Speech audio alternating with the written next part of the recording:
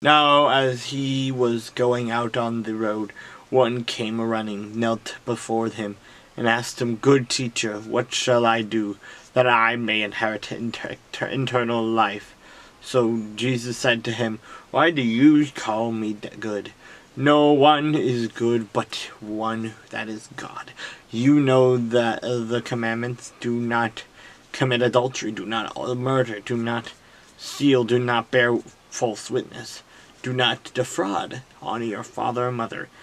And he answered and said to him, Teacher, all these things I have kept from my youth. Then Jesus, looking at him, loved him and said to him, One thing you lack, go your way, sell whatever you have and give to the poor, and you will have treasure in heaven, and come take up the cross and follow me. And he was sad at this word, and went away sorrowful, for he had great possessions.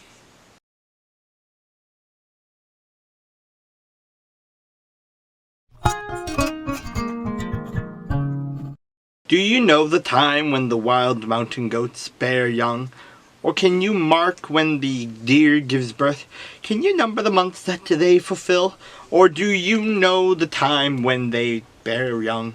They bow down, they bring forth their young, they deliver their offspring. Their young ones are healthy, they grow strong with grain. They depart and do not return to them. Who set the wild donkey free?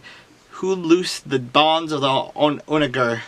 Whose home I have made the wilderness, and the barren land his dwelling. He scorns the tumult of the city. He does not heed the shouts of the driver. The range of the mountains is his pasture, and he searches after every green thing. Will the wild ox be willing to serve you?